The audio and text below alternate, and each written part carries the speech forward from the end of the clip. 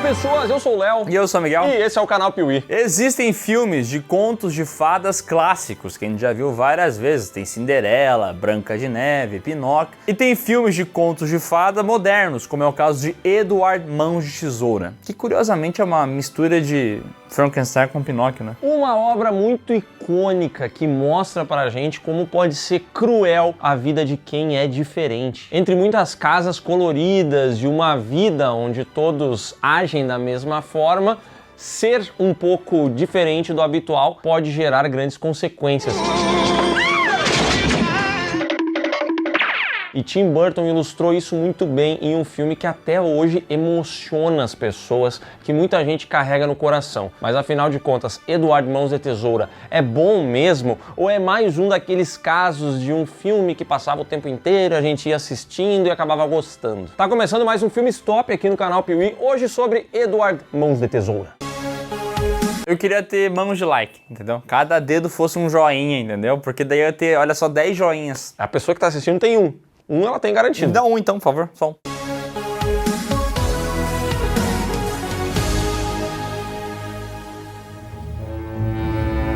Algumas criações nascem muito antes da gente sequer entender o que elas significam. E um caso disso é o Tim Burton, que passou a juventude inteira sendo aquele adolescente esquisito. Quer dizer, esse é um pouco do meu preconceito falando, mas de fato ele era um cara que não se encaixava tão bem nos padrões. Ele ficava lá rabiscando, desenhando o dia inteiro. Ele era um cara muito criativo, enquanto boa parte das pessoas em volta dele estavam preocupados com futebol americano, festas, beisebol, amigos, sexo. Coisas que o Tim Burton infelizmente não tinha porque ele não era bem aceito nesses grupos. Então o refúgio dele era desenhar, e foi justamente desenhando que ele criou uma criatura meio pálida, uma figura humanoide, mas que tinha no lugar das mãos algumas lâminas muito afiadas. Isso, obviamente, não virou nada, era só mais um desenho qualquer, uma terça-feira normal na vida do jovem Tim Burton. Porém, com o passar dos anos, ele se tornou um dos nomes mais reconhecidos de Hollywood. E depois de Beetlejuice e Batman, aí sim,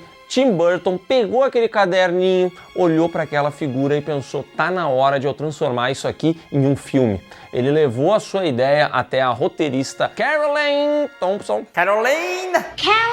que transformou esse esboço de ideia em uma história. O resultado deixou o Tim Burton maluco, inclusive ele abriu mão de fazer várias continuações e vários projetos grandes junto com a Warner, que não acreditava tanto nessa história. Ele pegou isso tudo, foi embora para a Fox e disse assim, eu preciso fazer esse filme acontecer. E foi lá que ele então criou aquele que talvez seja o seu filme mais icônico, Edward Mãos de Tesoura.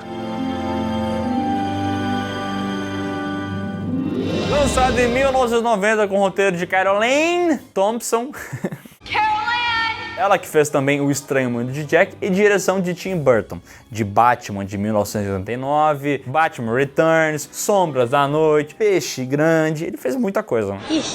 Edward Mãos de Tesoura começa numa noite fria, tem uma garotinha prestes a dormir, quando a avó dela chega e começa a contar a historinha pra ela. A neta pergunta, vovó, de onde surgem as neves? E aí ela responde, das nuvens, formando-se quando o vapor da água congela em cristais de gelo. Bem técnica a avó dela, né? Na verdade não foi isso que ela falou, ela conta um papinho, né? Que é o que velho faz. Velho, quando não tem explicação pra uma história, quando não sabe a verdade, inventa. E uma vez existiu um homem que tinha mãos de tesoura.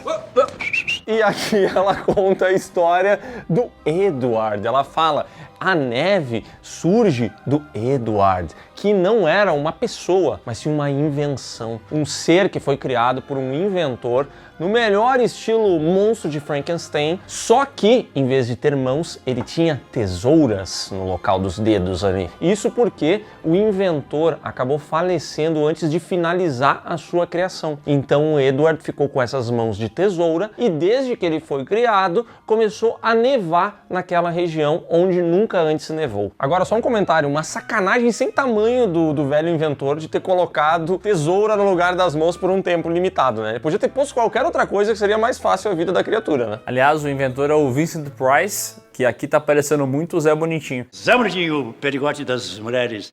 Tim Burton, aliás, era o maior fã de Vincent Price. Ele inclusive fez um curta chamado Vincent no passado. Ele sonhava em trabalhar com o ator e aqui esse papel do inventor ele seria muito maior no filme, mas o Vincent Price estava no final da vida, ele já tinha várias complicações relacionadas à saúde, então o papel foi reduzido para que pudesse ter o Vincent Price, que, veja só, faleceu logo após as gravações do filme, então esse foi o último projeto dele em vida.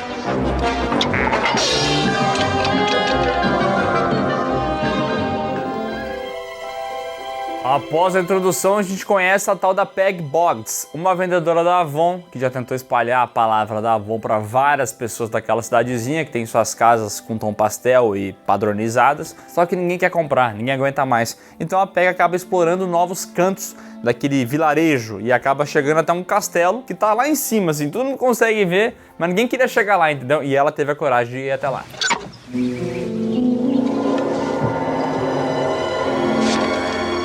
Existe a fama de que a casa do falecido inventor é mal assombrada, ninguém vai lá. E aí ela vê assim no retrovisor do carro dela e pensa, quer saber, é o único lugar onde vão me aceitar, ninguém mais me aguenta nessa cidade. Então ela pega, vai até lá e ao entrar na mansão, a gente já percebe que tem um jardim belíssimo ali, cheio de esculturas, né, cara? Várias coisas verdes ali, sei lá eu, o que tinha verde, um urso verde, uma piroca verde, não sei o que tinha. Caramba, que pinto enorme! E a Peg, então ela vai entrando impressionada com as esculturas, só que ela não conhece a palavra limite. Então ela vai até a porta, ela bate, ninguém atende, ela entra e ela vai revistando a casa em busca de alguém. Invasão domiciliar, ela poderia ser presa. Eu sou ladrão, rapaz. Mas ela não é presa e ela vai até o sótão dessa mansão, onde ali sim ela encontra em um canto escondido uma figura de pele pálida e com tesouras no lugar das mãos, que é o Edward. E inicialmente a Peg se assusta e o Edward também se assusta, porque ele não está acostumado a ver pessoas. E aí ela começa a conversar, a interagir com ele, percebe que ele é muito mais amigável do que aparenta ser e decide levar ele para sua casa. Acho que devo levar você para minha casa. O Edward é essa criatura que parece um menininho numa festa infantil que vai pro canto, aí você olha pra cara dele e tá assim, ó, ele tá se cagando.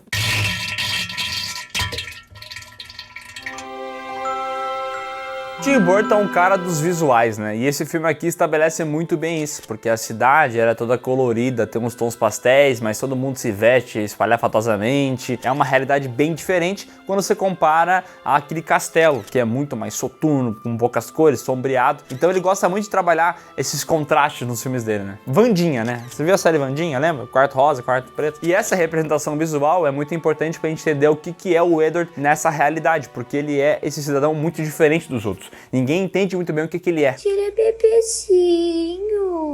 Ele está extremamente deslocado e ao mesmo tempo ele tem uma ingenuidade que é muito natural. Então a gente vê o Edward saindo de lá, indo para a residência, indo para essa cidade e se deslumbrando com o que ele está vendo, porque é tudo muito diferente. Mas é se deslumbrando de uma maneira muito positiva, de quem realmente fica admirado com tudo aquilo. E a gente precisa falar aqui que o Johnny Depp manda muito bem nesse filme. O Edward é um personagem que fala apenas 169 palavras ao longo de todo esse filme, mas o Johnny Depp entrega muito na fisicalidade e nas expressões dele. Então ele realmente transmite esse fascínio só com um olhar. É uma atuação muito feliz dele e aqui começou essa parceria realmente muito forte entre Tim Burton e Johnny Depp que duraria aí por toda a vida. Achei bonito, viu?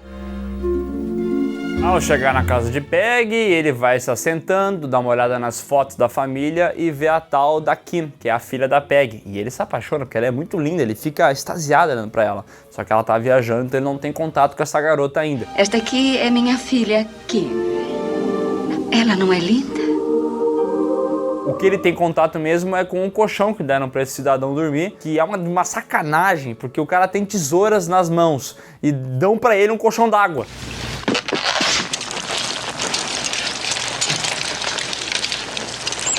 E aos poucos o Edward ele vai conquistando a família, porque ele ajuda na jardinagem, então ele vai lá, faz o dinossauro, faz o não sei o que. Ele é do bem, entendeu? Ele é legal, ele é bom de conviver, então ele começa a agradar essas pessoas e despertar a curiosidade das fofoqueiras do bairro. Isso porque tem um morador novo na casa e ninguém conhece. Então a galera quer conhecer, quer saber quem é que tá morando na casa da Peg. Eles chegam a organizar um churrasco para poderem ir até lá e conhecer essa figura. Muito bem, todo mundo, peguem seus pratos, hora da sopa. Eu pensei que era churrasco. E é legal como esse filme aqui claramente monta essa pequena crítica aos fofoqueiros de plantão, porque é muito da realidade americana, a vida americana. Cada um tem sua casa, mas adora mostrar pro outro como é que é diferente, as novidades que eles têm. Agora ele comprou um carro novo, comprou uma nova ferramenta pro jardim e vai mostrando essas paradas tipo da família americana e como esse cidadão que chega aí tem nada a ver com isso. Ele se sente completamente deslocado, mas para tentar se inserir, para tentar ser agradável, ele acaba fazendo esses favores. Ele vira praticamente um serviçal dessa família. Tudo tem que fazer aqui, é os chaves, tudo eu. E aqui também tem algumas cenas do passado do Edward. Mostra que antes dele ser essa criatura humanoide, na verdade ele era um robô. Ele fazia parte de uma linha de produção desse inventor que fazia bolachas, mas também fazia robôs. E num certo dia o inventor estava olhando ali uma mão que cortava mão de alface, com facas e tal, ele fala, pegou uma bolacha de coração, botou ali, e se eu botasse um coração nesse robô de mão de faca?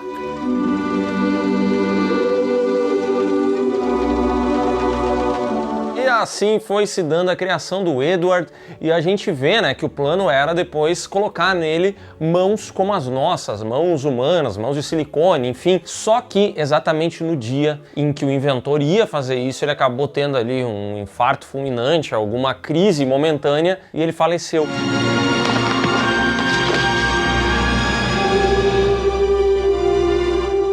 Então ele nunca conseguiu acabar a sua criação, e o Edward, inclusive, destruiu as mãos que seriam colocadas nele acidentalmente. Por isso ele é assim até hoje.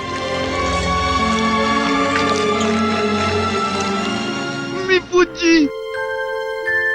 E por mais que a gente já tenha falado sobre isso, o design de produção brilha muito no filme. Então, o interior do castelo, essas máquinas sempre fascinaram as pessoas. Inclusive, tem um vislumbre aqui do que seria o Jack Skellington lá do filme O Estranho Mundo de Jack. Tem uma máquina que tem o rosto dele e tá aqui, entendeu? E é muito interessante ver que o Tim Burton já tinha em mente mais ou menos o que ele faria alguns anos depois. Uma coisa muito doida da mente desse cara. Sou foda! E eu acho que o coração dessa trama, né, que é mostrar ele nesse mundo que não se encaixa, deve ser talvez um self-insert do próprio Tim Burton, né? Talvez ele era esse jovem que ficava desenhando, que não se encaixava nos padrões da escola americana, que tinha os esportes, as garotas. Então muitas coisas que acontecem nesse filme podem ser coisas que aconteceram na vida do Tim Burton e agora ele consegue projetar isso na trama, né? E talvez seja por isso que esse filme é tão amado. Ele é um filme muito verdadeiro. A gente nota que tudo que tá aqui foi tirado de alguma coisa que realmente fazia sentido para o Tim Burton. E cara, isso é Eduardo Mãos de Tesoura. Então por mais até que o diretor tenha outros filmes que particularmente eu gosto mais do que esse daqui, pra mim o filme definitivo do Tim Burton é Eduardo Mãos de Tesoura. Certa noite, o Edward conhece a Kim, só que o encontro deles não é muito bacana, né? Já que ninguém avisou essa garota que tinha um esquisito dormindo na cama dela. Então quando ela chega, ela encontra ele, é um susto. Ele termina de furar o colchão de água que ele já tinha começado antes. Fica com essa cara de bunda.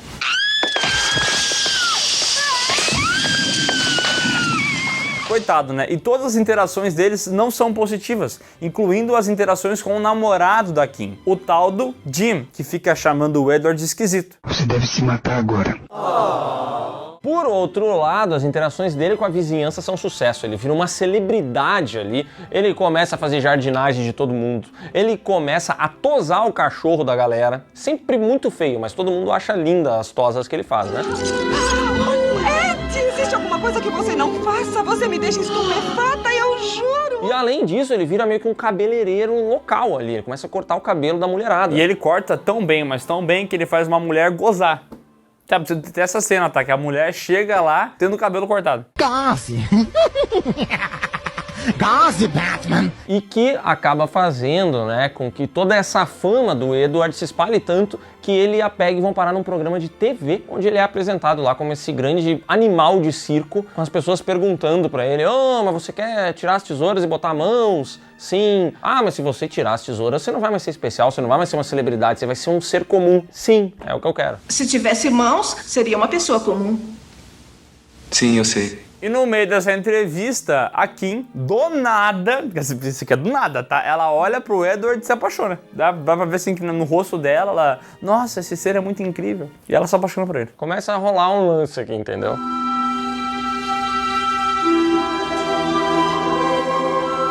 A mulher que chegou finalmente cortando o cabelo é a Joyce, né? Que leva o Edward até o ambiente onde vai ser o salão de beleza dele, onde ele vai atuar e tudo mais. Só que o Edward é esse cara inocente, esse cara que quer o bem de todo mundo. Ele inclusive fala, olha, será que a Peggy não consegue botar os cosméticos dela aqui? E a Joyce fala, sim, tá bom, pode deixar. Eu quero te mostrar uma parada. Eles vão até uma salinha onde ela começa a mostrar aventais sexys. E ela tenta abusar dele.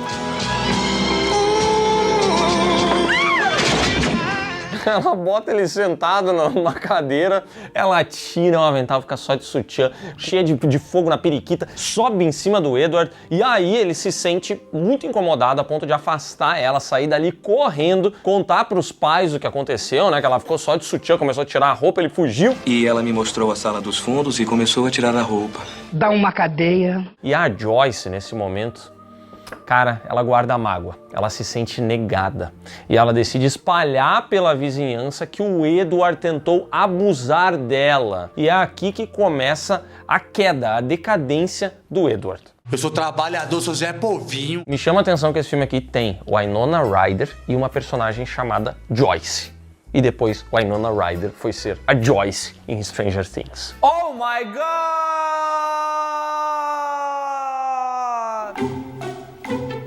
Depois dessa bizarrice, o Jim pede pra Kim falar com o Edward a fim de assaltar a própria casa. Sim, o Jim tem esse plano. Ele quer roubar o próprio pai e ele quer usar o Edward pra isso. Por que você não entra sozinho? Porque meu pai mantém aquele quarto trancado e precisamos do Edward pra entrar lá. Porém, o Edward não sabe que a casa é do próprio Jim. Ele só decide ajudar porque ele é esse cara puro, entendeu? As pessoas pedem, não quer lá desentupir meu vaso? Ah, claro, eu tenho uma mão aqui que é um desentupidor. Inspetor Bugiganga. No meio desse rolê, eles entram na casa, só que a família do Jim tinha o sistema de segurança mais brabo do mundo. Ele sela todas as portas e o Edward é deixado para trás. O Jim fala pra Kim assim, vambora, deixa ele aí. A Kim não queria nem ter ido, entendeu? No fim das contas, ela tem que deixar o Edward lá, então ela fica extremamente desconfortável, mas vai embora com o namorado e o Edward é pego pela polícia. Depois ele acaba sendo solto, mas a imagem dele fica cada vez mais manchada. Oh, Edward, querido, a culpa é minha.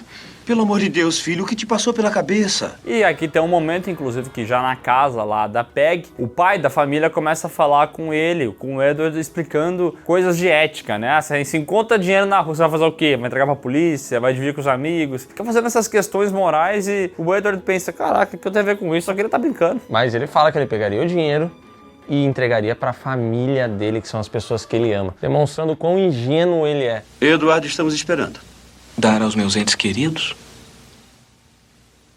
E é justamente no meio dessa ingenuidade toda que ele vai conversar com a Kim e ela pergunta por que ele não dedurou ninguém, que ele saiu dessa e, cara, é como se só ele tivesse feito um negócio, entendeu? E aí ele diz que ele sabia que ia dar merda, ele percebeu que a casa era do Jim, mas a Kim havia pedido pra ele fazer isso e ele jamais diria não pra ela. Então por que fez aquilo? Porque você me pediu. E aí nesse momento ela se apaixona por ele, ela percebe que o namorado dela é um bosta e ela decide dar um pé na bunda do rapaz. Vai tomar no meio do seu cu! Só que o Edward não entende muito bem o que tá acontecendo. Ele só vê a Kim falando com o Jim, ele entende, eles estão se reconciliando. Então ele vai lá, fica brabo, começa a rasgar os papéis de parede do banheiro, começa a furar tudo. Um vândalo, né?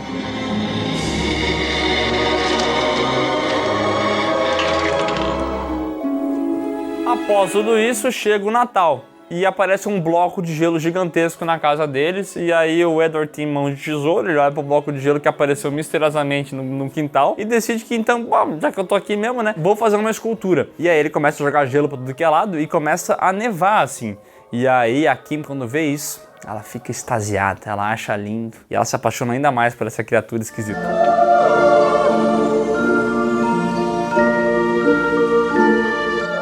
Tu não tá deixando a magia entrar no teu coração. Essa cena é linda. Eu acho lindo. E ela é embalada pelo tema do Danny Elfman, que é maravilhoso. A música desse filme é 10 de 10. A música desse filme embala tudo. Toca o meu coração. Eu me apaixonei pelo Edward nessa cena.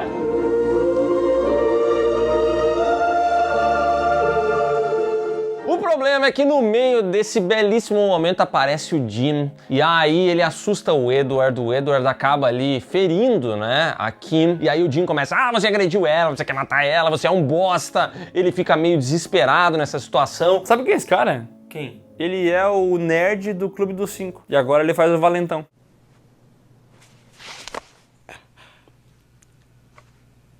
Você não pode tocar em nada sem destruir. Quem você pensa que é pra continuar vivendo aqui, hein?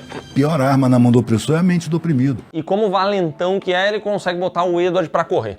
Ele sai dali, ele tá irritado, entendeu? Então ele começa a fazer pequenos atos de vandalismo. Ele fura um pneu de um carro, ele vai até o pneu, vai lá... Ele corta a perna de uma criatura feita num arbusto. Só que daí, no meio dessa fuga, com um monte de fofoqueiro apontando pra ele, com todo mundo querendo linchar o cidadão, ele vê um cachorro, meu irmão. Tava com uma franja muito grande. Essa cena é linda. Cara, no meio da correria, aí ele vai lá, pega a tesourinha e corta para que o animal possa enxergar.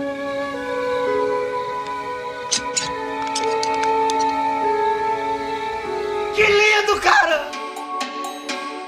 O Léo tá falando que eu não tô vendo a beleza no filme, mas é que assim, ó, no meu coração esse é um filmaço. Eu lembro de assistir ele na sessão da tarde 80 vezes. E essa é a cena que eu mais gostava, que era o cachorrinho do lado dele, o cachorro que entendeu ele, os dois estão ali juntos e ele vai lá e mostra novamente, mesmo irritado com tudo que acontece, ele demonstra bondade. Então, sempre me marcou essa cena, sempre achei muito bonito. Só que tem coisas nesse filme aqui que na minha memória era melhor. É só isso, tá? Tipo o romance, sabe? Eu achava que o romance ele tinha uma veia que, fazia todo sentido do mundo, mas revendo foi meio que do nada, assim, sabe? Tinha que rolar o romance e ele rolou. Porque eu amo de verdade.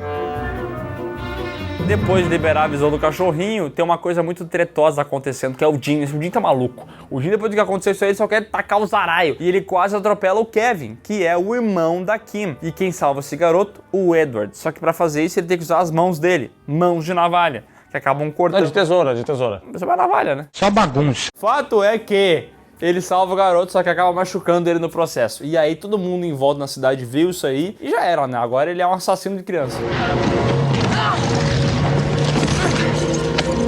Você está bem? Calma, está tudo bem.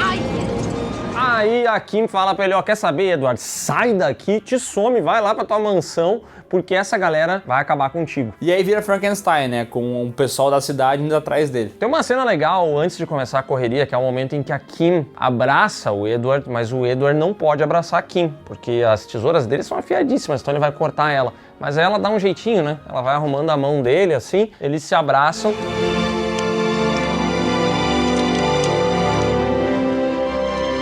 E depois começa essa fuga, que é assim, Frankenstein, ele vai fugindo, a população vai atrás para linchar ele, até que finalmente ele consegue chegar até a mansão. A Kim também chega nessa mansão, eles dois vão subir lá no sótão e ali eles vão começar a se despedir, né?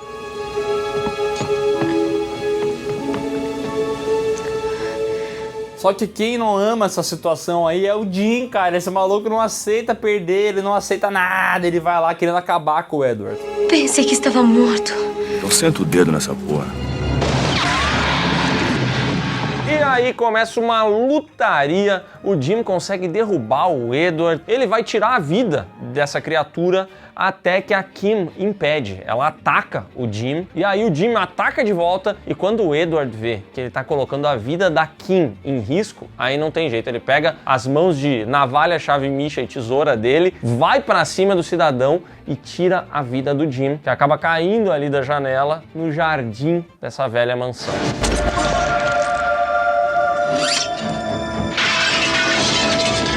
E aí quando toda a população chega ali, eles ficam assustadíssimos, eles falam, meu Deus, o que aconteceu aqui? O garoto está morto. E nesse momento, aí sim a Kim vai dar a despedida final dela do Edward. Ela desce, pega uma mão de tesoura do falecido inventor, leva lá pra fora e fala pra galera, eles brigaram e morreram. O Jim tá aqui e eu trago aqui comigo a mão do Edward, que também faleceu num desmoronamento. E eu arranquei pra usar como prova. Ah, podia ter caído também, era só encaixado, né, cara? Eles se mataram. Aqui está. O filme, então, se encerra com uma espécie de plot twist, porque ele volta lá pro início e revela pra gente que aquela senhora era a Kim, contando pra neta dela toda essa história e falando que ela acredita que o Edward esteja vivo até hoje, que ela nunca mais voltou lá porque ela gostaria que ele se lembrasse dela como ela era na juventude com tudo que eles viveram. E a prova de que ele tá vivo ainda é porque neva naquele local. Então aqui vem uma cena mostrando ele fazendo suas esculturas de gelo enquanto vai voando uma nevezinha. E aí a Kim jovem dança em volta da neve, a Kim idosa lembra disso e é uma cena bem bonita. Danny Elfman torando no fundo. E é muito maravilhoso esse tema, cara. Esse tema aqui é fortíssimo. Isso tem cheiro de Nescau pra mim, quando eu vejo isso. Porque daí eu lembro de criança assistindo esse filme na sessão da tarde tomando Nescau. Às vezes me surpreendo dançando na neve.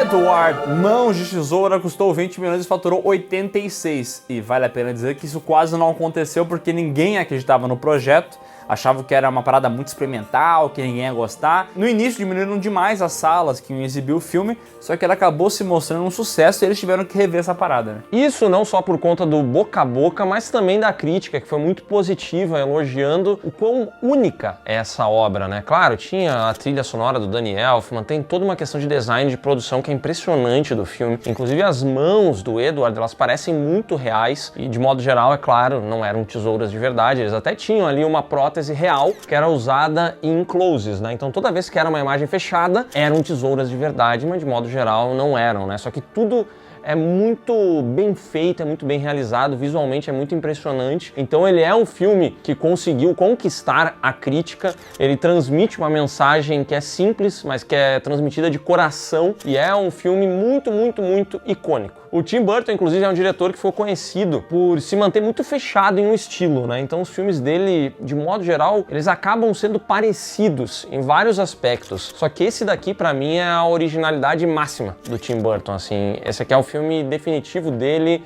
é único, cara, é diferente de tudo. Bebe muita coisa, mas chega num lugar muito legal. Quando a gente pensa em Tim Burton, talvez esse seja o produto que mais define ele, né? Tipo assim, o estilo dele, o que ele foi colocar depois em vários outros filmes. Pra mim é um filme também de Natal, né? Por ter neve, coisa arada, tem uma mensagem no final. Ele é um filme muito associado a esse período natalino. Tanto que a gente podia ter falado sobre ele em todos os meses do ano aqui do Piuí, mas a gente sempre lembra de Edward Mãos de Tesoura quando se aproxima do fim do ano. Acho que justamente por ter uma mensagem tão positiva e verdadeira de que ser diferente é normal, de que a gente precisa aceitar esse tipo de coisa. Inclusive a mensagem do filme, talvez ela seja muito mais atual hoje do que lá em 1990. Então ele acaba sendo um desses filmes que envelhece muito bem. Você assiste hoje em dia e consegue se ver ali, consegue se identificar com a história que está sendo contada. Aqui no vídeo tá como um filme top.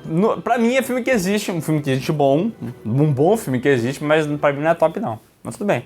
Heresia! Cara, vou te dizer uma coisa. Tu é um esquisito, tá? Tu é um esquisito. É um filme top aqui do canal Piuí, Edward Mãos de Tesoura. Sabe o que é o problema? Agora vai ficar estigmatizado que eu odeio esse filme. E eu não odeio, eu acho ele um bom filme. Mas todo mundo vai comentar assim, porque ele odeia, porque ele odeia. Em vários momentos vão falar, o Miguel é um maluco, ele odeia o filme. Não, tu não odeia o filme. Tu só é um cara meio esquisito. Mas ser diferente é normal. O que esse filme nos ensinou, a gente precisa aceitar as diferenças. Me aceita, me aceita. Aceita! Então é isso, pessoal. Se você gostou desse vídeo, dá um like aqui embaixo, se inscreve no canal, marca o sininho e comenta. Você é um esquisito? Você acha que esse filme é top ou ele é só um filme que existem? Deixa seu comentário aqui embaixo e confere os links que estão na descrição que vão levar você para vários lugares maneiríssimos, alguns esquisitos, outros nem tanto. O PewCast é esquisito. O PewCast é esquisito, mas é legal porque é esquisito. Sim. Tem que conferir. Ser diferente é normal. Ser diferente eu aprendi com o filme.